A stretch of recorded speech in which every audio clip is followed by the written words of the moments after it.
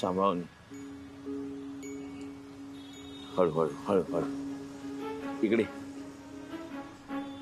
एक काम कर, तू इकडेच थांब, मी ते काही खायला मिळतं का बघतो. हा थांब, आलो.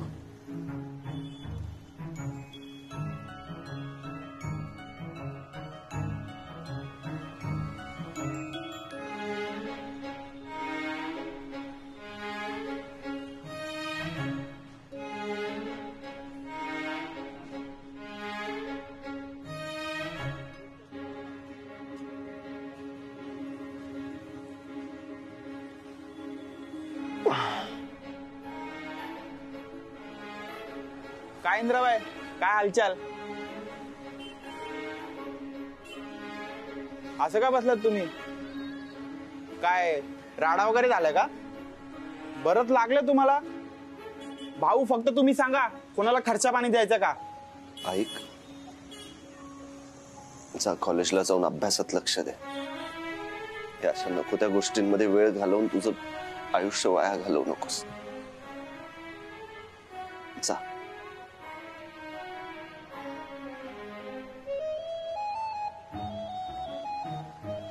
अरे तू खाली का बसलायस? चल चल उठ, चहा पाव खाऊन घे. उठ. नाही नाही इंद्रा, उठ उठ उठ. हळूहळू हळू हळू. मला खरंच नकोय मला. इंद्रा, तुझं अंग गरम का लागतंय? तुला तर ताप आहे. तू एक काम कर, चहा पाव खाऊन घे, मी पटकन औषधं घेऊन येतो. इंद्रा खा ना यार. तू यार इंद्रा, असं किती वेळ बाहेर राहणार आहेस? मी जयश्री काकूंशी बोलतो ना, त्या जास्त वेळ नाही रागवणार तुझ्यावर. मी देशपांडे सरांशी पण बोलतो. चल आपण घरी जाऊया. नाही सत्तू, आई आणि देशपांडे सर खूप रागवले त्यावर माझ्या. इतक्या सहजासहजी नाही शांत होणार त्यांचा राग. वाटतं मी मोठा विश्वासघात केला त्यांच्यासोबत.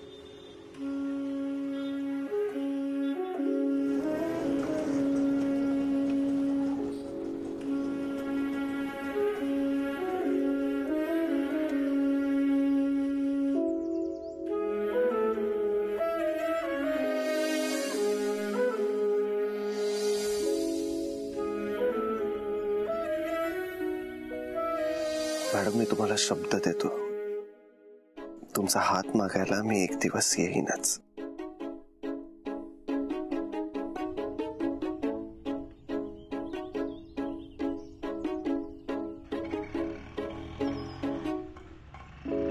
दीपू सर,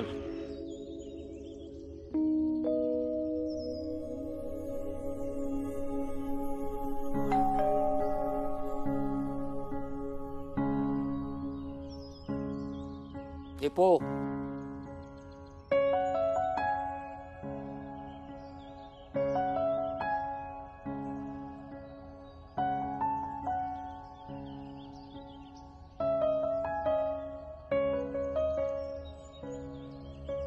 थोडं बोलायचं होतं. या ना.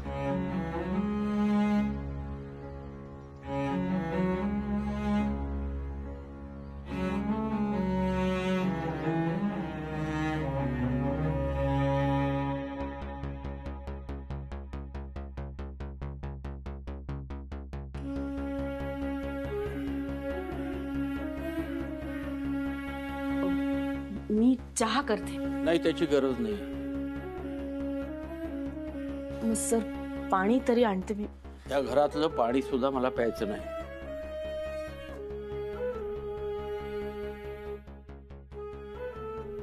खरं तर मी माफी मागायला आलोय. उत्साहाच्या भरात मी तुमच्या बरोबर दीपू आणि तुमच्या मुलाची लग्नाची बोलणी करायला आलो. पण आता सत्य समोर आलंय आणि कोणत्याही परिस्थितीत मी माझ्या मुलीचा हात गुंडाच्या हाती देणार नाही. हे लग्न इथंच मोडलं असं समजा. असं म्हणतात की प्रेम करणाऱ्यांच्या डोळ्यावर पट्टी असते, पण इथं आपल्या सगळ्यांच्याच डोळ्यावर पट्टी बांधली या दोघांनी. आपल्याला खरं दिसत नाही. बाबा प्लीज असं नका ना बोलू. काय चुकीचं बोलतायत ते. इंद्राने आपल्या सगळ्यांनाच फसवलंय. सर तुम्हाला माफी मागायची काहीच गरज नाहीये सर. खरं तर सगळ्यात मोठी चूक इंद्राची आहे आणि माझीही. मीच आई म्हणून कमी पडले. खरं तर न सांगता न बोलता खूप छोट्या छोट्या गोष्टी कळतात आपल्याला आपल्या मुलांच्या. पण माझ्याकडून एवढी मोठी गोष्ट कशी लपून राहिली.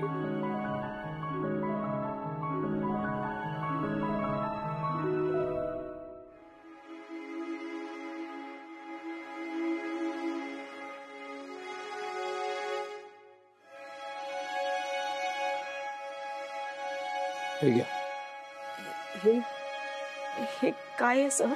आमच्या शलाकाच्या लग्नात आणि दीपूचा अपघात झाला त्यावेळेला तुमच्या मुलानं आम्हाला आर्थिक मदत केली होती. चुकीच्या मार्गाने मिळवलेल्या पैशातून त्यानं मदत केली होती. हे मला काही पटत नाही म्हणून ही परतफेड करायला आलोय. बाबा इंद्रजींनी कधी चुकीच्या मार्गाने पैसे कमवले नाहीयेत. काकू प्लीज तुम्ही तरी एकदा माझं ऐकून घ्या. प्लीज समजून घ्या. इंद्राजी गुंड नाहीयेत. जयश्रीताई हे पैसे तुमच्या मुलाला द्या आणि त्याला म्हणावं जी काही तू आम्हाला आर्थिक मदत केली होतीस त्याची परतफेड झालेली आहे. आम्ही तुझ्या ऋणातून मोकळे झालो. सर माफ करा मला पण मी हे पैसे नाही घेऊ शकणार. हे त्यांनी चुकीच्या मार्गातनं कमवून तुम्हाला मदत केली आहे. त्यामुळे सर तुम्हीच त्याला ते पैसे परत द्या. या पैशांना हात लावायची माझी तरी हिंमत नाहीये सर. प्लीज ऐका माझं. हे बघा एकदा आमचं म्हणणं ऐकून घ्या. मुक्ता प्लीज एक काम कर. प्लीज प्लीज इंद्राजींना इथे खाली बोलव. म्हणजे काकू आणि बाबांसमोर सगळ्या गोष्टी क्लिअर करायच्यात. प्लीज बोलव ना त्यांना प्लीज.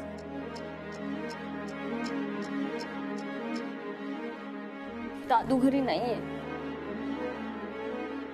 काल आईने दादूला घराबाहेर काढलं.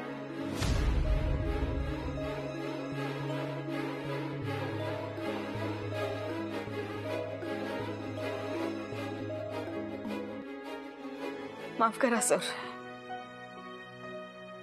मी नाही घेऊ शकणार हे पैसे. माफ करा मला. ठीक आहे.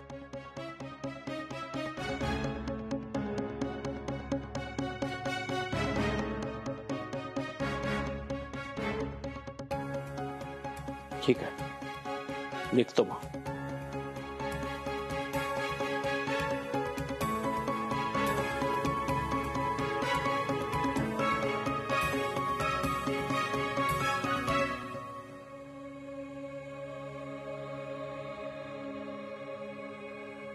इंद्राजी कुठे गेले ते तुम्हाला सांगू शकतेस का प्लीज?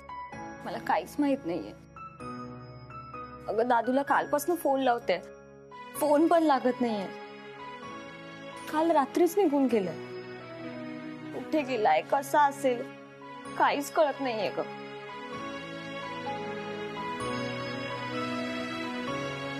सत्तू जरा पाणी आण ना. हा आणतो. तू इथे बस. ये. समय बस. थांब मी घेऊन येतो.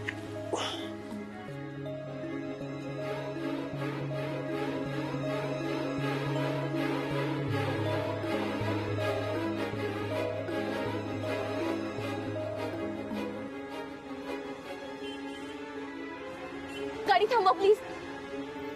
काय झालं? इंद्राजी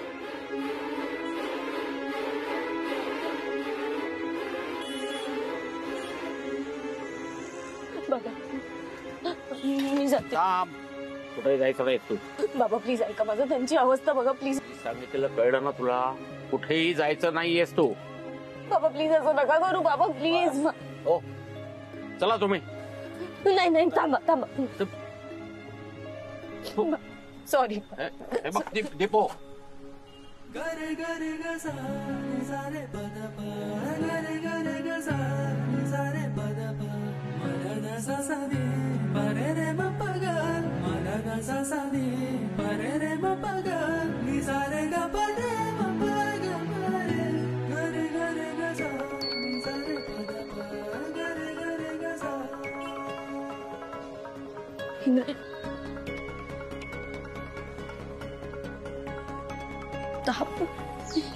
इंद्रजी, हो इंद्रजी, अहो इंद्रजी डोळे उघडा.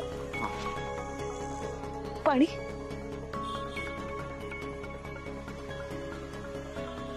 हे घे.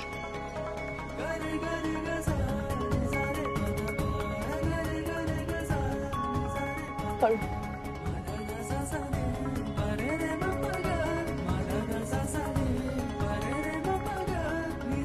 इंद्रजी, हो.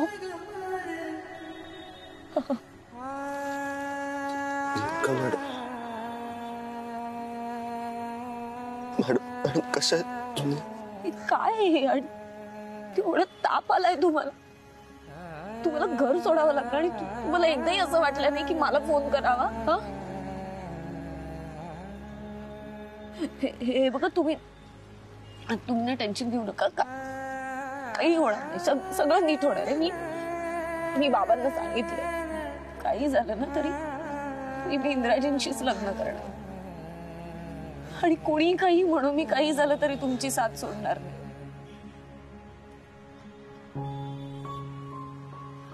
इंद्राजी, का रडताय तुम्ही? तुम्हीच म्हणतात की आपल्या दोघांना कोणीही वेगळं करू शकत नाही. सगळं नीट. मला डॉक्टरांकडे न्यायला हवं. मॅडम तुम्ही काय तुम्ही बाबा.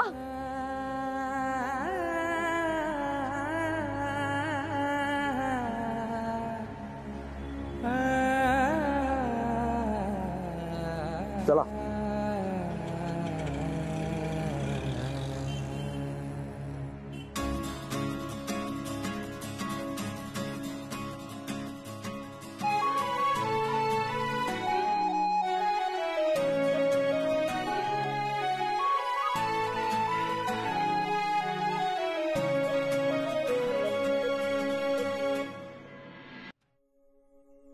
दीदी, तुझी भांडी लावून झाली असतील तर एकदा दीपूला फोन लावून बघतेस का?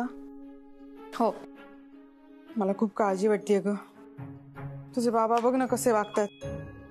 आत्ताही साळगावकरकडे गेलेत. तिथे काही घडू नये म्हणजे झालं. आई, तसं काही नाही घडणार. आणि मला तर वाटतंय साळगावकर पैसेच घेणार नाही. खरंय ग. आणि खरं सांगायचं तर ना, त्यांनी आपल्यासाठी जे काही केलंय त्याची परतफेड पैशानी कशी होऊ शकते? पण बाबांना कसं नाही कळत हे? आई, मला आता एवढंच वाटतंय की परिस्थिती आधीच खूप कठीण आहे, त्यात अजून अडचणी वाढून आहेत. बाबांनी त्यांचा राग लवकरात लवकर सोडून द्यायला हवा.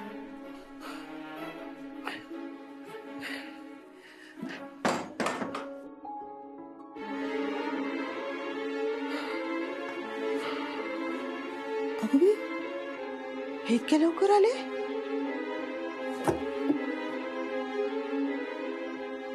अहो बाबा, सगळं ठीक आहे ना? काही ठीक नाहीये. घात केलाय, घात दीपूच्या प्रेमानं. ते ठेव. अहो काय झालंय? तुम्ही धापा का टाकताय? तुम्ही बसा बरं आधी. दीदी पाणी आण, पाणी. काही नको पाणी बिणी.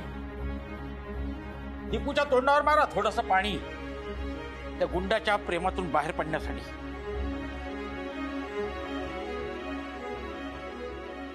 काय घडलंय का तिथे? काय घडायचं बाकी राहिलंय मला सांग? घडायचं ते घडून गेलं. काय काय गुन्हा झाला माझ्या हातून? देवानं मला हा दिवस दाखवावा.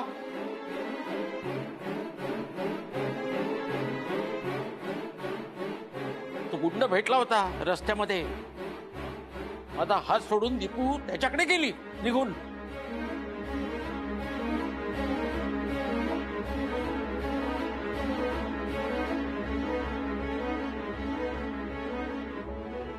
तिला अडवत होतो ग, पण माझा हात सोडून निघून गेली ती.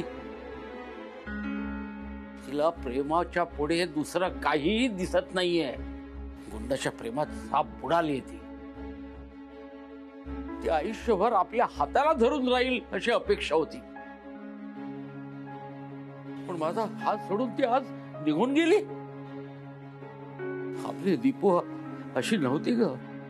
त्या गुंडाने तिला साप बदलून टाकलेला आहे. अहो तुम्ही शांत व्हा आधी, शांत व्हा बघू. आणि सगळ्यात आधी त्याला गुंड म्हणणं बंद करा.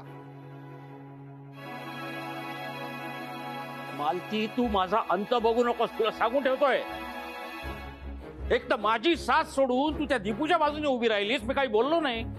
पण आता तो कसा चांगला आहे हे जर मला सांगितलंस ना तर लक्षात ठेव, सहन करणार नाही मी ते. बाबा आई काय चुकीचं बोलते. तुम्हाला कसं पटवून देऊ की साळगावकरच्या बाबतीत तुम्हाला गैरसमज झालाय म्हणून. साळगावकर कोण? मी नाही ओळखत कोण साळगावकर वगैरे. जो होता तो मेला माझ्यासाठी. काय बोलताय तुम्ही? हिंसा करतो तो, हिंसा. लोकांच्या घरी जाऊन वसुली करतो, लोकांना धमकावून पैसे उकळतो त्यांच्याकडून. अशा माणसाचं मी आयुष्यभर तोंड बघणार नाही.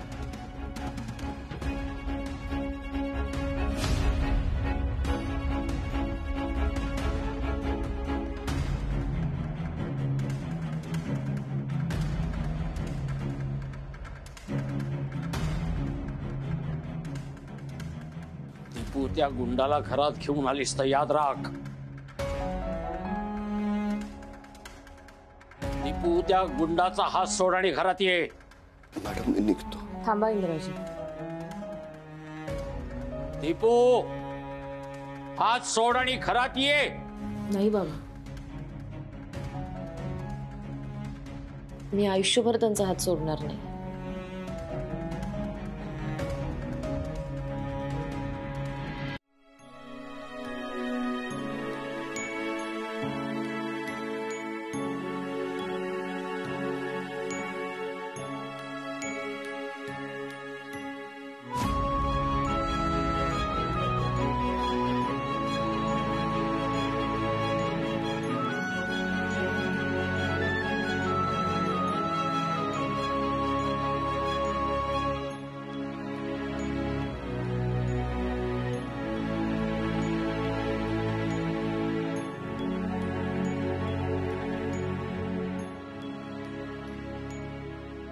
बाबा खूप ताप आला इंद्राजींना. प्लीज त्यांची अवस्था बघा आणि प्लीज समजून घ्या. मी मरणाच्या दारात असताना जो माणूस दिवस रात्र माझ्यासाठी हॉस्पिटलमध्ये बसून होता, त्याला मी अशा अवस्थेत काही सोडून यायला हवं होतं का? आता मी डॉक्टरांकडे गेलो होतो आणि खूप औषधं दिली आहेत त्यांनी. हे घ्या.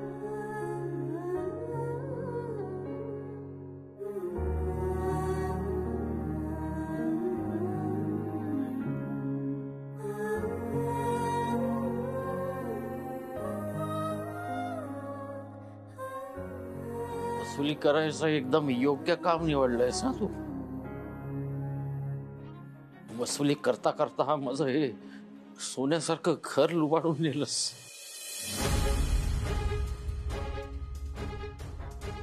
आज माझीच माणसं माझी राहिली नाहीत आणि तुझ्यामुळे माझी मुलगी आज माझा हात सोडून गेली. मनोहर देशपांडेचं सर्वस्व घेऊन गेलास तू आज.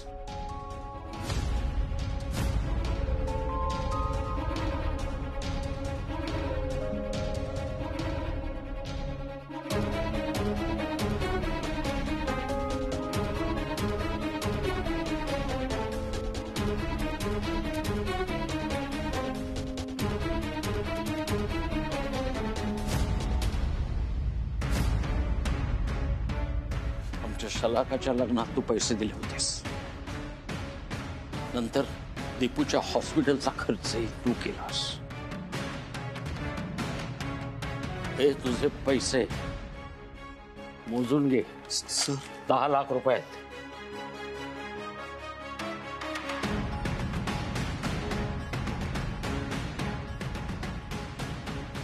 घर गहाण ठेवून पैसे जमा केलेत मी. कशासाठी? फक्त तुझ्या ऋणातून मुक्त व्हावं यासाठी.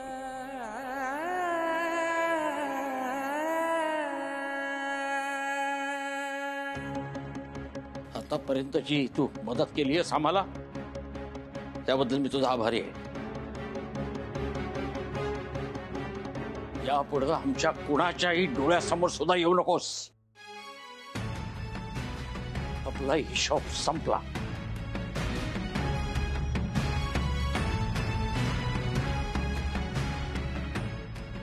गुरु शिष्याचा हिशोब कधी संपतो का सर? हे गुंडा, मला सर म्हणायचं नाही, सांगून ठेवतोय. याच्या पुढे मला सर म्हणशील ना तर याद राख.